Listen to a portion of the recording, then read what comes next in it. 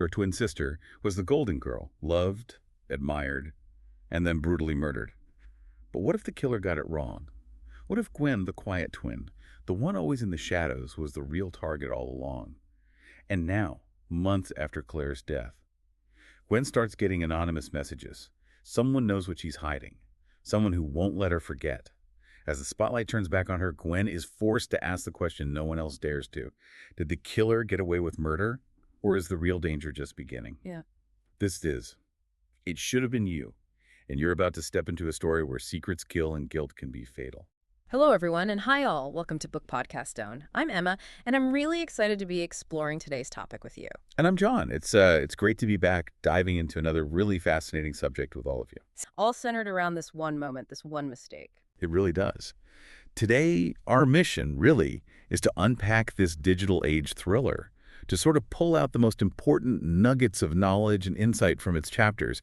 We'll explore how just one seemingly small mistake online can unravel lives, amplify danger in terrifying ways, and expose the hidden truths lurking just beneath the surface of a seemingly perfect community. Exactly. You've given us the full breakdown of the book, and we're going to guide you through it chapter by chapter, really highlighting the key themes, those surprising twists, and there are plenty of them, and maybe most importantly, connecting them to real-world incidents. Because this stuff, well, it proves just how thin the line between the digital world and, frankly, the dangerous world can be. It's a very thin line indeed. So let's jump right in. Section 1, the inciting incident and the immediate fallout. The prologue of It Should Have Been You. Wow. Andrea Mara does not waste any time. She just throws you right in. No easing you in here. Not at all. We meet Susan, who seems like your average suburban resident in this place called Oak Park. But then she makes this digital blunder, this colossal mistake that sends just immediate shockwaves through her life. She's trying to send this gossipy message, and it's pretty scandalous stuff about a neighbor. You see gossip, you know? Right, really juicy. But instead of sending it privately to her sister, which was the plan, she accidentally hit send to the entire community WhatsApp group. Oh, the horror. That specific scenario, it's almost a modern nightmare. It is. Can you just imagine that moment? That sudden ice-cold dread flooding over her. Your stomach just plummets. Your heart starts pounding. You know instantly you've unleashed something you absolutely cannot pull back. Yeah, that feeling of utter powerlessness. Exactly. Mara captures that horrifying realization so well, that instant knowing that your life, and maybe others' lives too, are about to be completely upended, all because of one single tap on a screen. It's a universal fear, I think, but amplified here to the absolute nth degree. It's a brilliant opening. It really is, because it immediately sets up this core, chilling idea. A single, seemingly tiny mistake can completely unravel lives in our digital age. This prologue isn't just about a typo, is it? It's a masterclass in showing the instantaneous, the irreversible nature of digital communication. Irreversible is the key word. Absolutely. Once that message is out there with all its potentially damaging information, it's gone. There's no taking it back. You can't just recall it from dozens, maybe hundreds of phones all at once. And the speed at which it spreads beyond any hope of control, well, that's where the real terror sets in for Susan. And the psychological impact must be immense. Oh, completely. Think about it. The overwhelming shame, first off, then the dread of what's coming, the judgment, and that profound helplessness, just watching this thing you did spread like wildfire, and there's nothing you can do. Susan is suddenly thrown to the wolves, basically, at the mercy of this collective digital outrage. And it all happens in Oak Park, this supposedly picture-perfect neighborhood. Right, and Mara paints it that way deliberately. This idyllic setting is the perfect contrast, isn't it? It immediately foreshadows how this digital slip-up is going to systematically rip away that facade and expose every single imperfection, every hidden tension simmering underneath. It's the perfect setup for a domestic thriller, showing how easily that carefully built perfection can just crumble. It's terrifying because, like you said, it taps into real anxieties.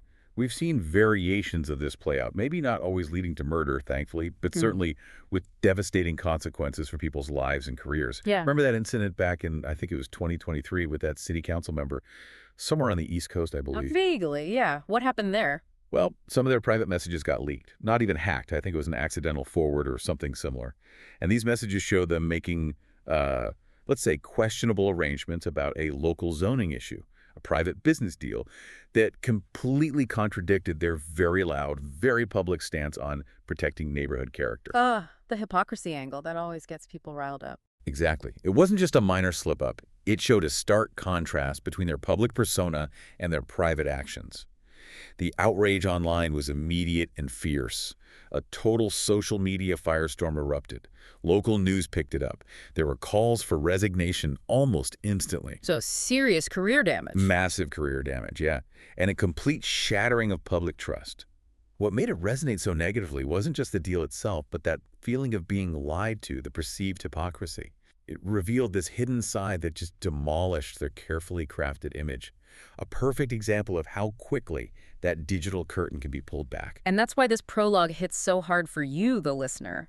Because you've probably felt that tiny jolt of panic, right? Hitting send just a fraction too soon on an email, texting the wrong group chat, maybe sending a DM you instantly regretted. Oh, definitely had that near-miss feeling.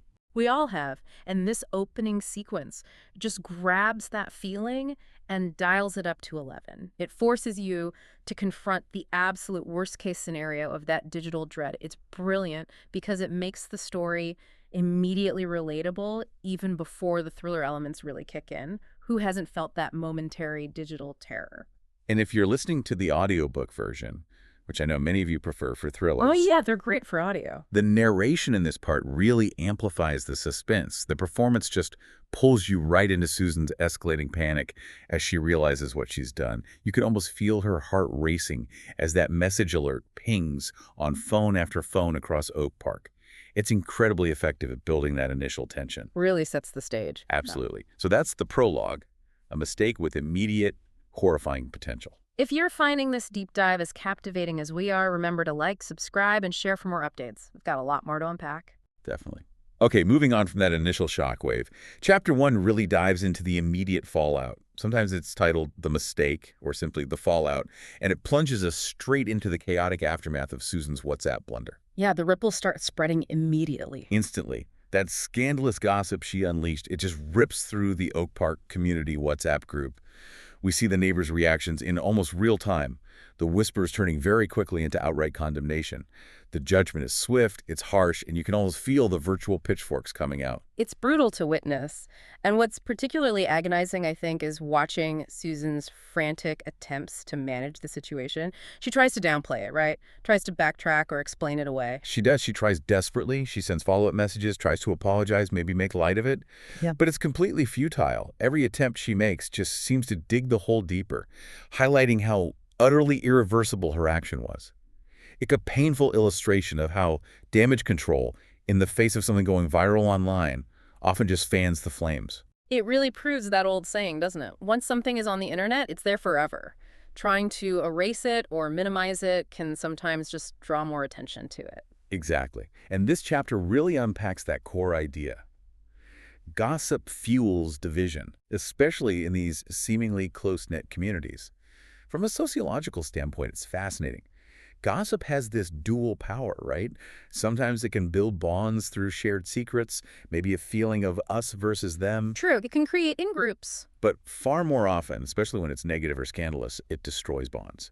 And when you put that into a digital format like a WhatsApp group, the whole process gets turbocharged. How so? What does the digital format add? Well, there's the speed, obviously, but also maybe a perceived anonymity, even if people know who's in the group. There's a psychological distance. Plus, the rapid-fire nature of replies, the lack of immediate face-to-face consequences, it just emboldens people. They become much harsher, much quicker to judge than they might be in person. That makes sense. Less filter. Way less filter. And you start to see that groupthink phenomenon emerge. That sort of online mob mentality. Individual nuances get lost, and collective outrage takes over, amplified by everyone chiming in and agreeing. Yeah. Suddenly, that perfect Oak Park facade just cracks wide open. Yeah, the erosion of trust is palpable, isn't it? The single message meant for just one person starts unraveling the supposed harmony of the entire neighborhood, exposing all these hidden cracks, maybe old resentments that were just waiting for an excuse to surface. And it feels disturbingly familiar, doesn't it? It's so similar to what you see playing out on real-world neighborhood social media groups all the time, Facebook groups next door. Places where a single post about something relatively minor can just explode. Oh, absolutely. You see it constantly. A debate about where someone should park their car turns into accusations about their entire character. Or arguments about recycling bin placement. I've seen threads devolve into virtual shouting matches over stuff like that, where Mhm. someone posts about a lost cat, and suddenly people are questioning their fitness as a pet owner. It escalates so quickly. It really does. And often it becomes personal attacks, character assassinations, people digging up old grievances, Hmm. all sparked by something initially trivial. And that perceived anonymity, even just the slight buffer of the screen, like you said, it really empowers people to say things online they'd probably never say face-to-face. They type out these really harsh judgments with a speed that just bypasses the normal social filters. Leading to these incredibly venomous exchanges that can create lasting bad blood in a community. This chapter really holds up a mirror to that very modern, very common online experience. It's uncomfortably realistic. It really is. It makes you think, doesn't it, about how quickly a small misunderstanding, even in your own online groups, family chats, work, Slacks, whatever, can balloon into something much bigger, much more complicated than the initial issue. That digital domino effect. Exactly. A stark reminder of how one click can trigger this cascade of unforeseen and often deeply negative consequences. It's a powerful setup for the danger to come. And again, for the audiobook listeners, the narration in this chapter is just superb at capturing that mounting dread. The pacing really mirrors Susan's growing unease as the community turns against her. You feel her isolation and her fear building. It really draws you into her nightmare. Okay, that covers the immediate fallout. Another reminder for everyone tuning in, if you're enjoying this detailed breakdown, please do like, subscribe, and share. It helps us keep bringing you these deep dives. Yes, please do. All right, now we move into section 2, escalation to danger and mistaken identity. And this is where things take a seriously chilling turn. Chapter 2, often titled something like The Threat or The Warning. The stakes get raised considerably here. Dramatically, Susan is already dealing with the fallout from her message, Yeah. the gossip, the social shunning, but then she receives a terrifying anonymous death threat. Suddenly, it's not just about public shame or a ruined reputation anymore. Her actual life is explicitly threatened. And the immediate question, the one hanging over everything, is this threat directly linked to that WhatsApp message? Yes, exactly. For Susan, and for us as listeners, that's the terrifying connection you immediately make. Did her gossipy mistake somehow provoke someone to this level of violence? It introduces this whole new layer of psychological terror. She's not just embarrassed, she's potentially marked for death. It shifts the genre instantly from social drama to high-stakes suspense. And this is where Andrea Mara starts to really explore how technology can amplify personal vendettas in truly dangerous ways. Digital platforms with that sense of maybe false anonymity they provide. Right, it feels anonymous even if it isn't always. Exactly. They offer these incredibly effective new avenues for threats, for harassment, even for stalking. Aggressors feel empowered, maybe because they think they can hide behind a username or operate from a distance. It makes their threats feel more potent, harder to trace, harder to escape. And the psychological impact of getting an anonymous threat like that, it must be crippling. It's an insidious kind of torment. Imagine the constant paranoia, looking over your shoulder. Suddenly, you can't discern friend from foe among the people around you. Every neighbor, every acquaintance could potentially be the one who sent it. That feeling of being watched, of not knowing where the danger might come from, it's terrifying. It raises a crucial question too, doesn't it? What's the difference between typical online harassment, which is awful enough, and a direct, tangible death threat like Susan receives? And how easily can one escalate into the other? That's a key point. How does online animosity, maybe starting as cyberbullying or harsh words, transform into explicit declarations of violence that feel like they could manifest in the real world? That transition is something Susan and the reader have to confront immediately. It's the dark side of online interaction made terrifyingly real. And sadly, this mirrors real-world tragedies. We hear about cyberbullying cases all the time, and sometimes they do escalate horrifically. I remember reading about a case, I think it was just last year, 2024, involving a college student. Online harassment from an anonymous account started with nasty comments, then became direct threats, then led to real-life stalking incidents near their dorm. That's horrifying. So it moved completely offline. Completely. What started as digital taunts morphed into actual immediate physical danger.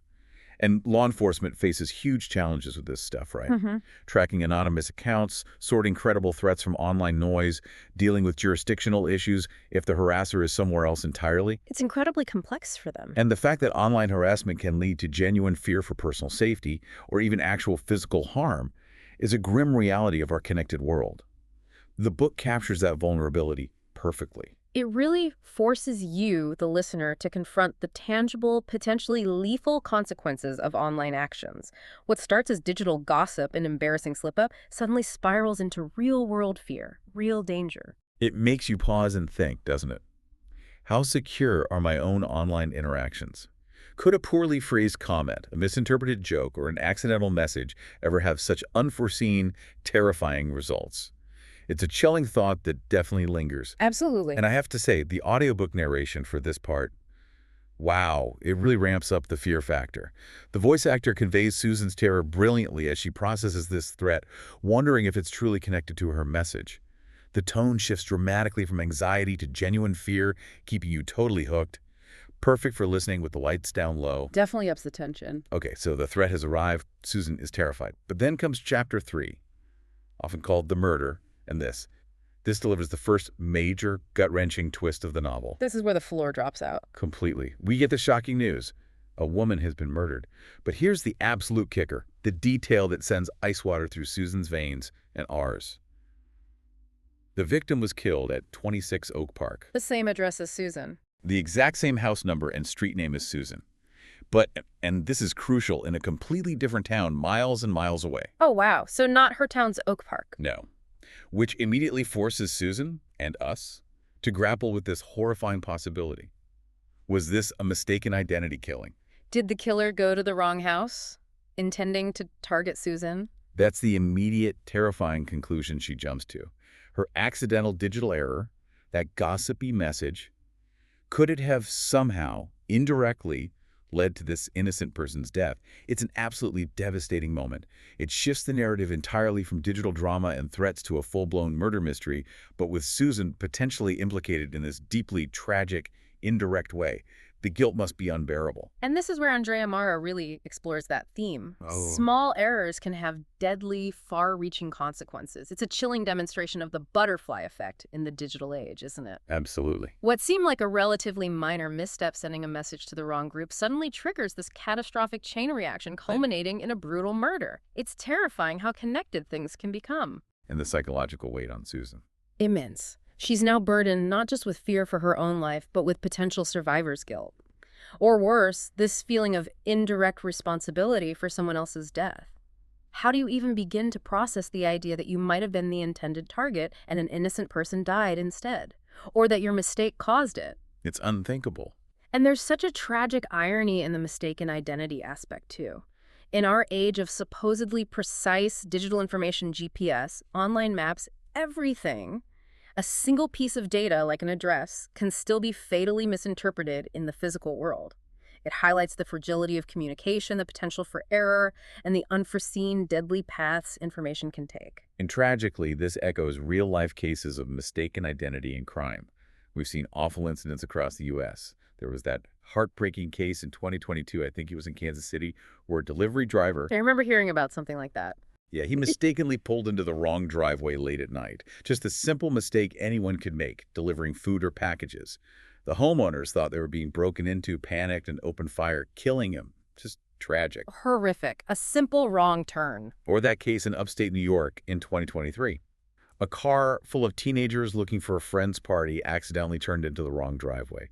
The homeowner came out and shot at the car, killing one of the young women inside. Again, just a devastating consequence of being in the wrong place due to a simple mistake. These stories are gut-wrenching. They show how easily misinterpretation, a wrong address, a misplaced piece of information can lead to fatal outcomes. And law enforcement then has the incredibly difficult job of figuring out intent.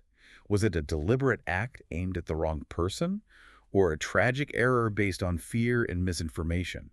It adds this layer of dread to everyday life, reminding us how fragile things are. And this twist in the book, this is where the story truly grabs you by the throat, doesn't it? It's not just about online gossip anymore. It's suddenly life and death, intertwined with that initial digital mistake. Yeah, it elevates the stakes massively. As a listener, you're left reeling, wondering, Could a simple typo, a moment of carelessness in my digital life, ever have such devastating unintended consequences? It forces you to really think about the potential ripple effects of our online actions in a way that feels incredibly visceral. It really does. And the audiobook narrator for this chapter, their intensity is just off the charts. They capture the shock, the horror, the dawning realization in Susan's mind perfectly. It makes it a truly heart-pounding, unforgettable listen. You feel the weight of that mistaken identity crushing down on her. Such a pivotal moment in the book. Absolutely crucial. All right, let's take a breath. That's the first major shocking turn. And if this deep dive is keeping you hooked, please show your support. Like this discussion, subscribe to Book Podcast Zone, and share it with your friends who love a good thriller. Please do. Okay, moving into Section 3, Unraveling Secrets and Mounting Suspicion. This covers a significant chunk of the book, roughly chapters 4 through 10. And here, Andrea Mara really skillfully broadens the narrative lens. Yeah, she pulls back from just Susan's perspective. Exactly. We move beyond Susan's immediate panic and the mistaken identity horror, and Mara starts weaving this intricate web involving the entire Oak Park community. She introduces multiple perspectives, bringing different neighbors into focus, painting them as potential suspects. Each one seems to have their own murky past, their own hidden motives, their own secrets buried just beneath the surface. So the suspect pool widens considerably. Considerably. The central theme that really drives this section is the relentless unraveling of secrets. Susan's initial mistake acts like this huge catalyst, slowly peeling back the layers of this supposedly perfect suburban facade, exposing everything hidden underneath. And how does that affect Susan? Well, her paranoia intensifies. Her ability to trust anyone in her community just evaporates. Every neighbor, every friend suddenly looks suspicious. Every casual conversation feels loaded with hidden meaning. She's constantly questioning motives, trying to figure out who might be connected to the murder, who might know more than they're letting on. That sounds exhausting psychologically. Totally. And Mara uses this technique of short, punchy chapters, often switching viewpoints, which keeps the pace absolutely relentless. It builds this pervasive sense of paranoia, not just for Susan, but for the reader too. You become suspicious of everyone right along with her. That's a hallmark of a good domestic thriller, isn't it? Making the familiar feel threatening. Precisely. And this section powerfully analyzes that core idea. Yeah. Everyone hides something, especially in a seemingly perfect community. There's this immense pressure, particularly in certain suburban settings, to maintain that flawless facade. The perfect marriage, the successful career, the well-behaved kids, the pristine lawn. The keeping up with the Joneses mentality amplified. Exactly. But what drives people to hide their true selves? Their flaws, their past mistakes, maybe even ongoing illicit activities. It's often, I think, a mix of shame, the fear of judgment from neighbors, and this desperate need to uphold that idealized image, maybe even for themselves. And Susan's mistake is the crack in that facade. It's the crack that shatters the whole thing. It acts as this unexpected catalyst, like dropping a stone into a still pond. The ripples spread out and disturb the sediment, bringing all the hidden stuff to the surface, old animosities between neighbors, simmering resentments, illicit affairs, financial troubles, maybe even past crimes. Things that were carefully concealed beneath that polished surface are suddenly exposed. And for Susan, living in the midst of this, It transforms her world. Her once safe, predictable neighborhood becomes this psychological minefield. Every interaction is fraught with suspicion. Every friendly smile seems fake. Her trust is completely broken, turning her home ground into hostile territory. The illusion of community safety is just gone. and again, this resonates with real life, doesn't it? We hear about suburban scandals where seemingly tranquil neighborhoods suddenly erupt. Maybe not always murder, but intense conflicts. For sure. Think about those intense neighborhood disputes that make the local news sometimes. Maybe it starts over something seemingly small, like property lines or a fence or noise complaints. But then it escalates, sometimes violently. And it comes out that there were these deep-seated grudges or hidden issues festering between the families for years. Yeah, the small issue is just the spark that lights the fuse. Exactly. Taps into pre-existing conflicts. And think about the common hidden issues in many communities. People struggling with debt but putting on a brave face, marriages falling apart behind closed doors, secret addictions, maybe someone has a past criminal record they've hidden. Yeah. These things often stay buried until something disrupts the status quo. Like Susan's accidental WhatsApp message, it disrupts everything. Precisely. It shatters the illusion of peace and forces uncomfortable truths out into the open. In a tight-knit community where everyone knows everyone else's business, or thinks they do, exposed secrets can have incredibly explosive and damaging consequences. There's nowhere to hide. It makes you look at your own neighborhood differently, doesn't it? You've probably seen glimpses of this, maybe a sudden argument between neighbors that seem to come out of nowhere, or a family that abruptly moves away. This section of the book really makes you wonder what secrets might be lurking behind the closed doors on your own street. It definitely taps into that universal curiosity and slight unease about how well we really know the people around us. It's a powerful exploration of the darkness that can hide beneath suburban conformity. And for the audiobook listeners, this section must be fascinating. Hearing the different character voices, getting inside their heads through the narration. Oh, it has incredible depth. Each shift in point of view becomes really immersive.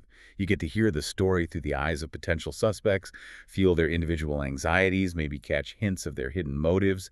It really layers the mystery beautifully. Keeps you guessing constantly. Constantly. Okay, that covers the widening web of suspicion. Enjoying the twists and turns. Help others discover this deep dive. Please hit like, subscribe to Book Podcast Zone, and share this episode with fellow thriller fans. Yes, we appreciate the support. All right, let's move into section 4. Twists, turns, and the approach to climax. This covers chapters 11 through 15, and this is where Andrea Mara really starts tightening the screws. The pace picks up even more here, right? Oh yeah. The surprises come thick and fast. New revelations emerge, and crucially, they start increasingly tying the mistaken identity murder directly back to Susan's initial message. It becomes clearer and clearer that this wasn't just a random tragedy sparked by her mistake, but something much more deliberate and connected. So the link becomes undeniable. Undeniable. And the themes of betrayal and revenge really come roaring to the forefront. We start to see that the murder is deeply personal, intricately interwoven with that digital misstep and the secrets it threatened to expose. Just when you think you might have a theory, Mara throws in another twist that makes you rethink everything. She keeps pulling the rug out from under you. Constantly. Unveiling layers of deceit you just didn't see coming. Each chapter adds another piece to the puzzle, but somehow complicates it at the same time.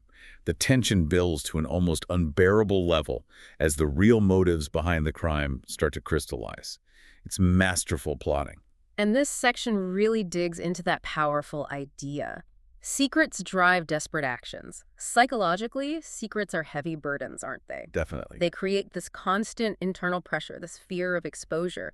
And when those secrets are threatened, or actually exposed, people will go to extraordinary, sometimes truly desperate lengths to protect them, or, if the secret is already out, to enact revenge on whoever they blame for exposing it. That desire for revenge can be incredibly strong. Absolutely. And we see the corrosive nature of betrayal playing out here, often within supposedly close relationships, friendships, marriages, neighborly ties.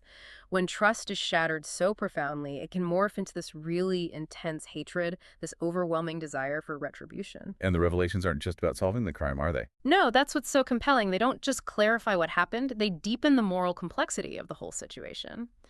You start to see that almost everyone involved has agency, everyone has a hidden motive, and the lines between victim and perpetrator become really blurred.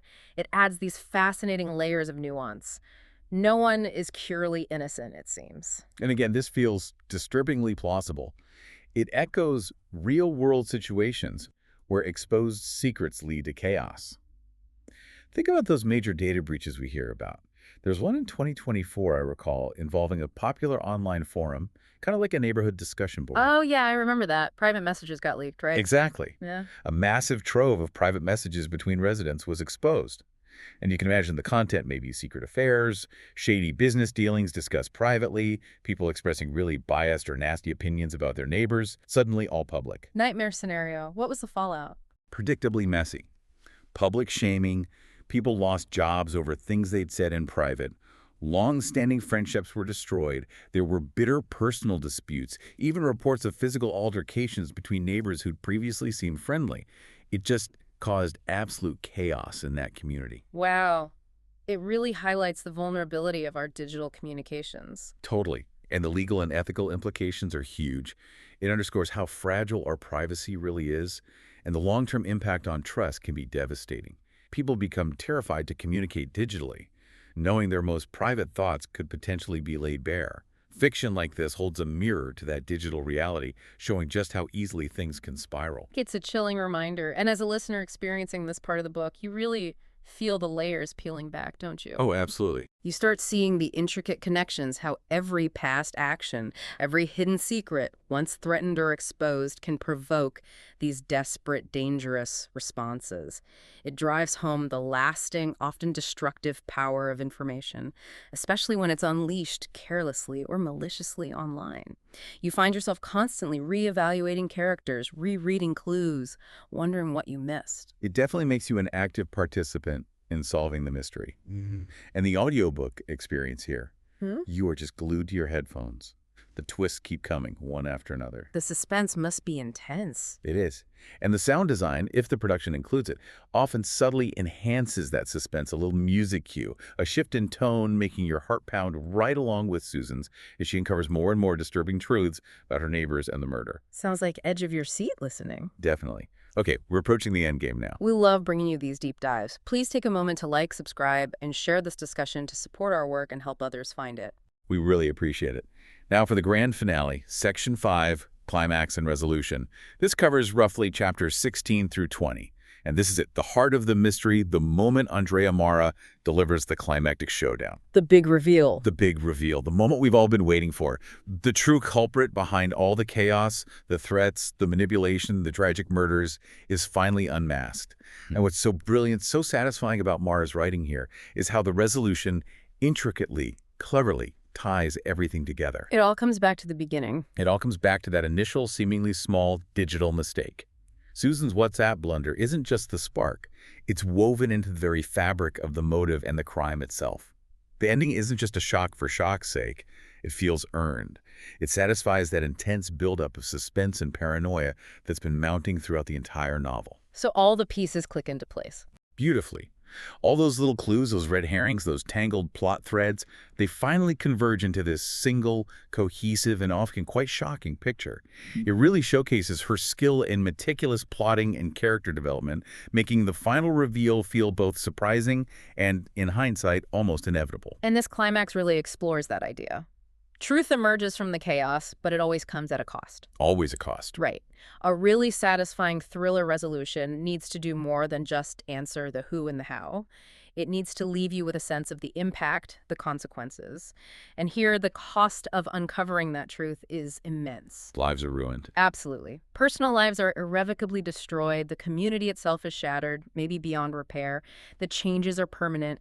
Even with the truth out and the culprit identified, there's no simple return to how things were.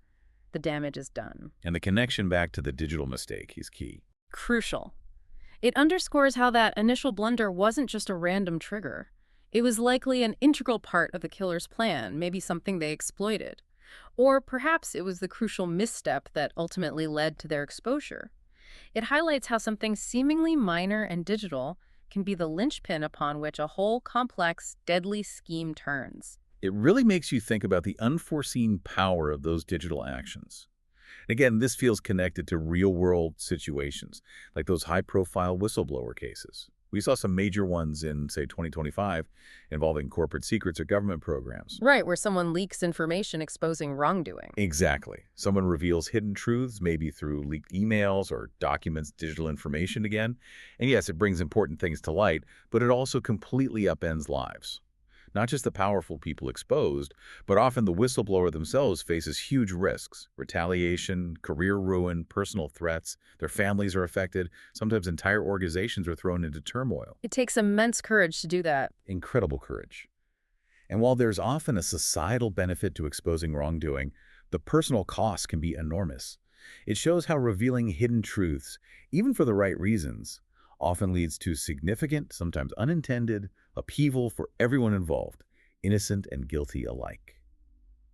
The pursuit of truth often carries a very steep, very human price tag. And as a listener reaching this climax in the book, after being on the edge of your seat for so long, Yeah, you're desperate for answers. you finally get them. But it's not just the who. The climax reveals the profound why, forcing you to completely reevaluate everything that came before. All the characters, all the interactions. It's such a powerful lesson in how deeply interconnected our digital and physical lives truly are now. How an abstract online action can have devastatingly concrete, real-world consequences. It really hammers that point home. It's a testament to a well-crafted narrative when the ending makes you rethink the entire journey. Absolutely. And the audiobook performance here must be incredible, capturing the emotion of that final confrontation. Oh, the narrators really earn their keep in these final chapters. Their emotional delivery, the shock, the anger, the grief, the final understanding it makes the finale utterly unforgettable. You feel the full weight of the story's resolution. It's incredibly powerful. A satisfying, impactful ending. Very much so. But it doesn't quite end there. There's the epilogue. Ah, the aftermath. Exactly, Section 6, the lingering impact.